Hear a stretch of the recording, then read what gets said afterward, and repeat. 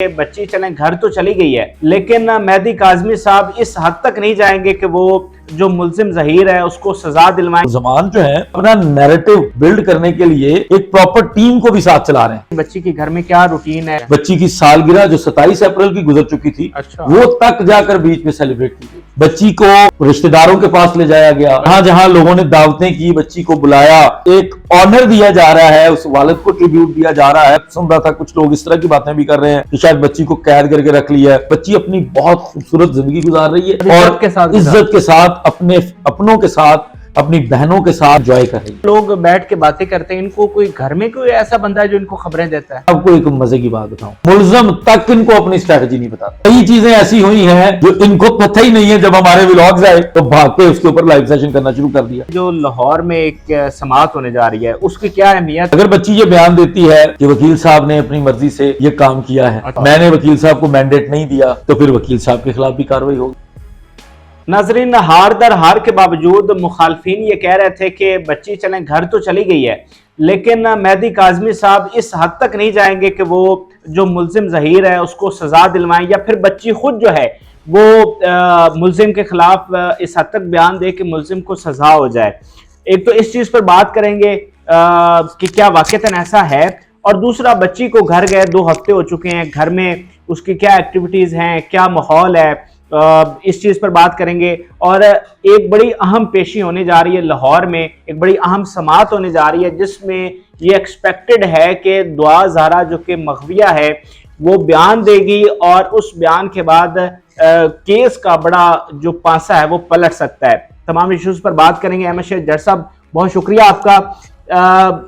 जब बच्ची जिस दिन घर गई थी उस दिन मैंने आपके साथ इंटरव्यू किया था और मैंने आपसे ये सवाल किया था कि क्या काज़मी साहब अब इस हद तक जाएंगे, या बच्ची इस हद तक जाएगी कि मुल्ज़मान को सजा दिलवाए, क्योंकि बड़ा जुल्म हुआ है, बड़ी ज्यादती हुई है, लेकिन क्या इस हद तक जाया जा सकता है? तो एक उनका इंटरव्यू भी सामने आया जिसमें उन्होंने कहा है कि मैं ट्रायल में जाऊंगा और कभी भी केस वापस नहीं लूंगा। तो इस बारे में जरा नाजरीन को बताएं। काज़मी, बहुत शुक्रिया आपका। देखें, ये मौक़िफ़ जो दूसरी आपकी बात है, ये मौक़िफ़ पहले दिन से मेहदी अली काज़मी का है। और अगर इस केस की ये जो 16 अप्रैल से लेके आज जिस दिन हम इसके ऊपर बात कर रहे हैं, इस तारीख तक इस केस के इवेंट्स को देखें तो बेशुमार दफ़ा ऐसे हालात बने जहां पर यह समझा जाता था कि ये मुद्दई इस मुकदमे को छोड़ देगा। yes. तो जो बंदा उस हालत में जब उसको किसी अदालत से कोई रिलीफ नहीं मिल रहा था, जब वो अदालत तक पहुंचता था, किसी न किसी बहाने से अदालतों में तारीखें ले ली जाती थी, कभी जजेस पर अदम एतमाद किया जाता था, फिर एक पूरा सोशल मीडिया का एक ग्रुप जो ना हमारी अदालतों का एहतराम करता था, ना हमारे किसी इदारे का एहतराम करता था। कोई सहाफ़ी उठ के कह देता था कि डीआईजी लेवल का बंदा एक बगैर जमानत के मुल्ज़िम को दावतें खिलाता है। एक पूरा सोशल मीडिया का टोला उठ के कह देता था कि ये लोग जो है ना, ये बच्ची के नाम पे कुछ कमाने के चक्कर में है। क्या क्या नहीं कहा गया।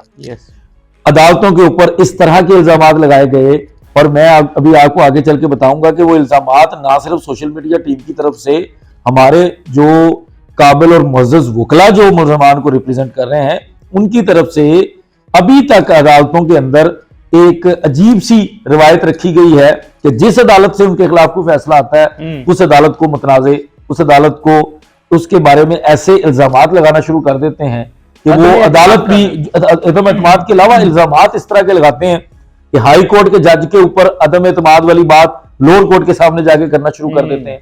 अजीब अजीब तरीके से हमारी अदालतों को कंट्रोवर्शियल बनाने की कोशिश करते हैं। उन हालात में अगर एक बंदा इस मुकदमे से पीछे नहीं हटा और जिस तरीके से वो मुश्किल में था, अपनी बच्ची को पहली दफा कोई 50-52 दिन के बाद देखा, उसके बाद फिर एक दफा मेडिकल के टाइम पे देखा, और उसके बाद वो बच्ची को फिर नहीं देख सका, और पता नहीं कितने महीनों के बाद दोबारा अपनी बच्ची की शक्ल देखा।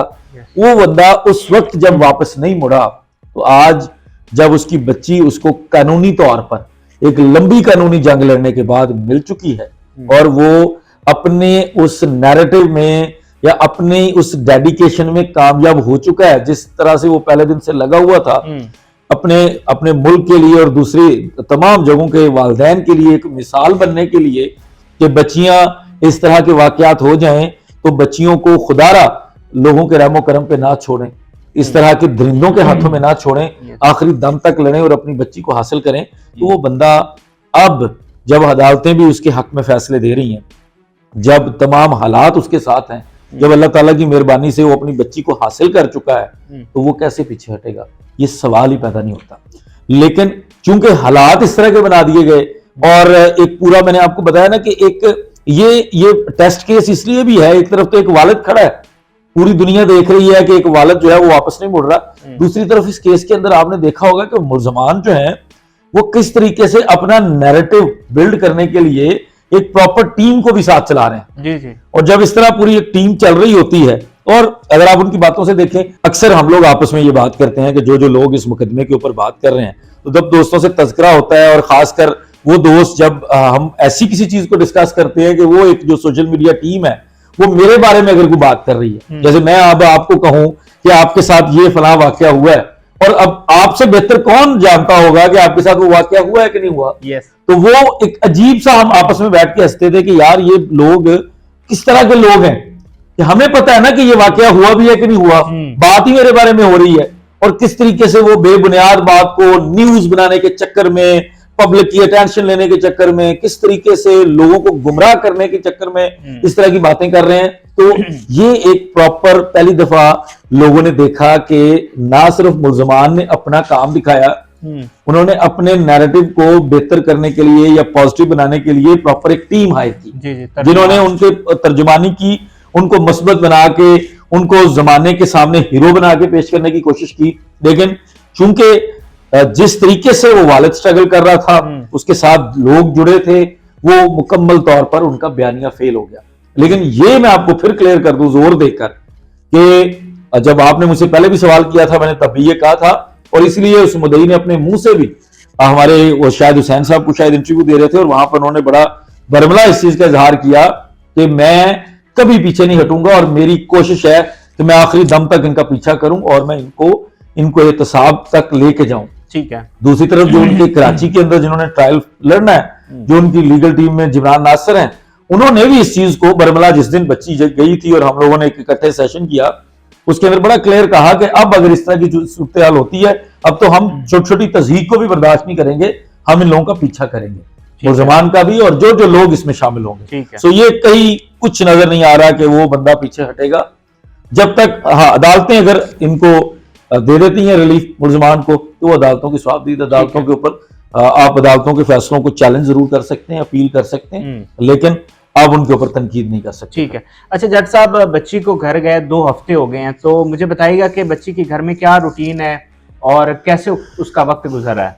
फराज भाई, 2 हफ्ते जो गुजरे हैं, इन 2 हफ्तों में एक तो है ना कि मैं कहूं कि जी ये हुआ, ठीक है, अच्छा चलो ठीक है जी, मैं चूंकि मैं लॉयर हूं और मेरे क्लाइंट ने मुझे बताया, तो ठीक है, मैं भी बेनिफिट ऑफ डाउट दे दूंगा सुनने वालों को कि जाहिर है मैं तो अपने क्लाइंट के हक की बात करूंगा ना, मैं अपने क्लाइंट के खिलाफ बात नहीं करूंगा। लेकिन इसके साथ साथ ऑनरेबल डिवीजन बेंच जो था सिंध हाई कोर्ट का, उनकी तरफ से एक डायरेक्शन ये थी कि हर हफ्ते वाले दिन चाइल्ड प्रोटेक्शन सेंटर का अमला, हमरा पुलिस बच्ची को उसके वालिदैन के पास उनके घर विजिट करेगी, ठीक है, उनसे बच्ची से मुलाकात करेगी, बच्ची के तमाम मामलात को जानेगी, और उसके बाद एक रिपोर्ट तैयार करके फैमिली कोर्ट, जो कंसर्न कोर्ट है 29 नंबर जो ईस्ट की, वहां पर जमा करवाएगी रिपोर्ट, ताकि बच्ची की फाइनल कस्टडी का फैसला किया जा सके। ठीक है। 2 हफ्ते गुजर चुके हैं, पिछले हफ्ते का भी हमने रिपोर्ट किया था, और आज के दिन में अगेन हफ्ते वाले दिन बच्ची को जाकर विजिट किया गया है, और हैरानकुन चीजें बताई गई बच्ची की तरफ से, इतनी ज्यादा एक्टिविटीज कि शायद 2 हफ्ते में कोई आम बच्चा रूटीन में इतना कुछ एंजॉय नहीं कर रहा होगा, या अपनी लाइफ को इतनी तेजी से रिज्यूम नहीं कर रहा होगा, अपनी एक्टिविटीज को दोबारा से नहीं ला रहा होगा जिंदगी में, जिस तरीके से वालिदैन ने बच्ची को 2 हफ्ते के अंदर अंदर उसकी नॉर्मल लाइफ में वो लेके गए हैं। बच्ची की सालगिरह जो 27 अप्रैल की गुजर चुकी थी, वो तक जाकर बीच में सेलिब्रेट की गई। अच्छा। बच्ची को रिश्तेदारों के पास ले जाया गया, जहां जहां लोगों ने दावतें की, बच्ची को बुलाया, मतलब एक ऑनर दिया जा रहा है, उस वालिद को ट्रिब्यूट दिया जा रहा है, फिर उस बच्ची को साथ ले जाया जा रहा है। कतई ऐसा नहीं है कि उसको कोठरी में डाल दिया, अजीब सी, मैं सुन रहा था कुछ लोग इस तरह की बातें भी कर रहे हैं कि शायद बच्ची को कैद करके रख लिया है। बच्ची अपनी बहुत खूबसूरत जिंदगी गुजार रही है, और इज्जत के साथ अपने अपनों के साथ, अपनी बहनों के साथ, अपने माँ बाप के साथ, अपने और जो रिश्ते होते हैं आपके मामू होते हैं, आपके और रिश्ते होते हैं बहुत खूबसूरत, उन तमाम रिश्तों को पूरा एंजॉय करेंगे। ठीक है। और आज की रिपोर्ट के अंदर ये सारी चीजें दोबारा लग के फैमिली कोर्ट में चली गई है, जो कि मंडे को वहां पे सबमिट हो जाएगी। और इससे कबल जो पिछले हफ्ते की रिपोर्ट थी, उस रिपोर्ट के मुताबिक भी चाइल्ड प्रोटेक्शन सेंटर के लोगों ने सेटिस्फेक्शन दिखाई है कि हमें बिल्कुल सेटिस्फेक्शन है कि वालिदैन के पास बच्ची बहुत अच्छी जिंदगी गुजार रही है। इससे कबल वो हमारे पास थी, वो डिप्रेशन में थी, लेकिन अब बच्ची अपनी नॉर्मल लाइफ की तरफ जा रही है। तो ये जो लोग बैठ के बातें करते हैं, इनको कोई घर में कोई ऐसा बंदा है जो इनको खबरें देता है? अच्छा फराज भाई, वो इसका जवाब फिर वही है कि मैंने आपको बताया कि अक्सर मैं और हमारे जो दोस्त शाहिद हुसैन साहब हैं, शाकिर रवान साहब हैं, साकिब बशीर साहब हैं, सब लोग अक्सर ये बात जिक्र कर रहे होते हैं आपस में कि फलां बात उन्होंने फलां के लिए कही है। और अब हमें मतलब सारे फैक्ट्स का पता होता है। हम तो कई चीजें जानबूझ के भी ना थोड़ा उसको कम करके या थोड़ा सा बिला वजह एक चीज बता देते हैं कि अच्छा यार इसके ऊपर इन लोगों को देखते हैं कि ये कितनी बात करते हैं।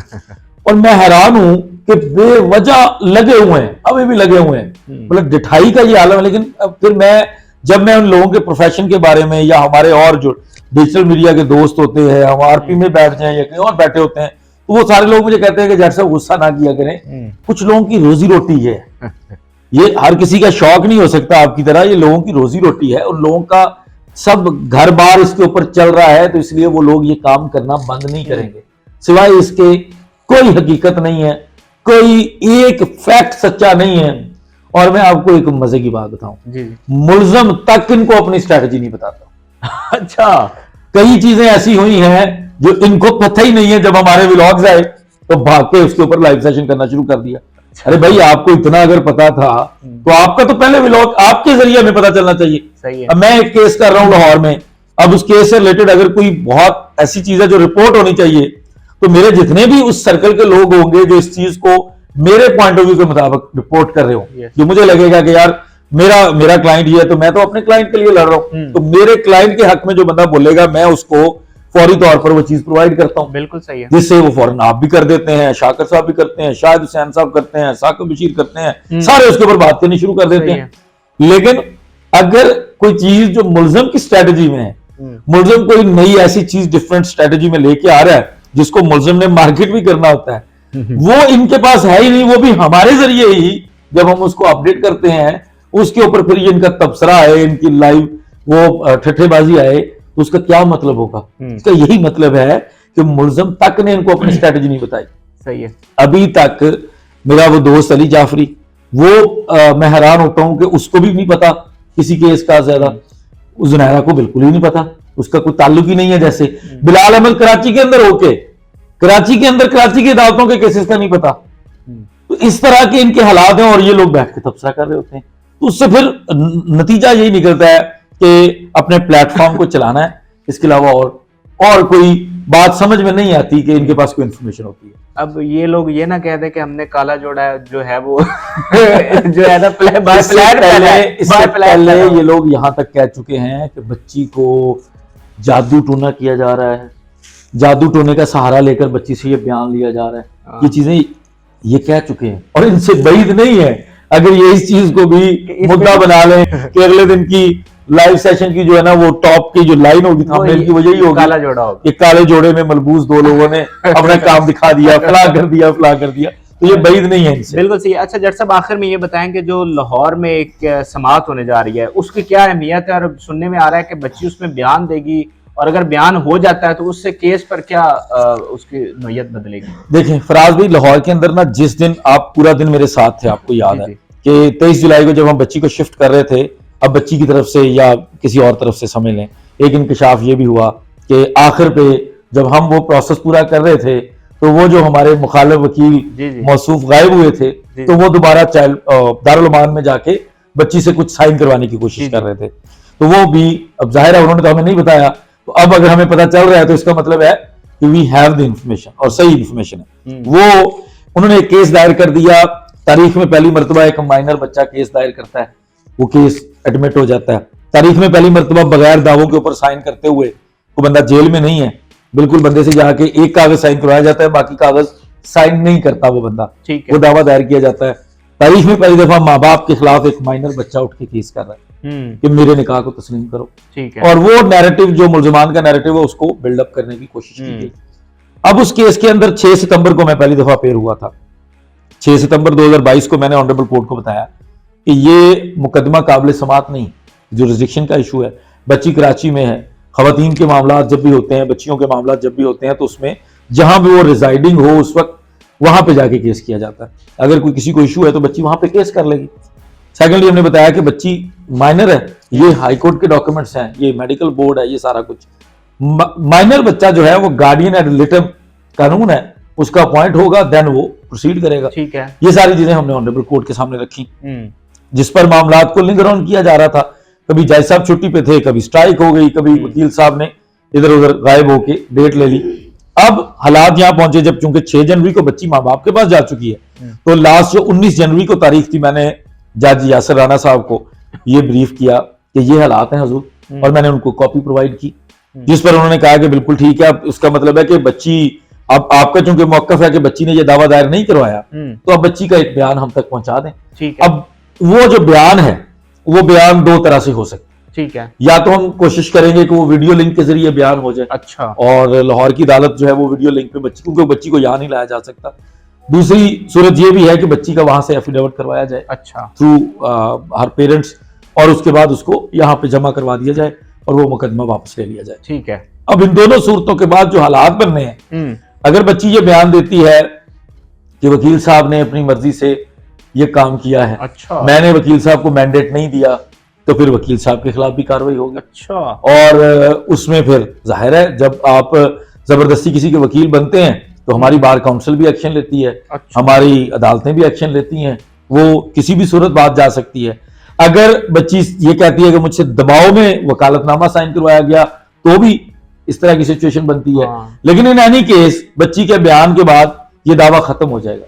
ठीक है। इसके जो जिसके ऊपर बहुत खेला गया लाहौर के अंदर के बच्ची ने तो दावा कर रखा है कि मेरा निकाह तस्लीम करें, तो वो खत्म हो जाएगा। अब या बच्ची का एफिडेविट आएगा अगर ऑनरेबल कोर्ट उसको तस्लीम करेगी, ठीक है, या बच्ची को, मतलब ऑनरेबल कोर्ट हमें 28 जनवरी को अब तारीख है, उस दिन ये तय होगा, मामला तय होंगे कि किस तरीके से बच्ची का बयान लिया जाएगा। ठीक है। अब वो जो बयान लेने का तरीकेकार होगा वो फिर हम उस अपने मुदई की बेटी के जरिए उस चीज को यहाँ ऑनरेबल कोर्ट के सामने रखेंगे और ये दावा खत्म होगा। ठीक हो गया। यानी इस बयान के बाद ना सिर्फ मुल्जिम पर तो जो होना ही होना है, लेकिन जो उनके वकील हैं उनके खिलाफ भी कार्रवाई हो सकती है। तो ये मेरे लिए बड़ा एक इंटरेस्टिंग पॉइंट था।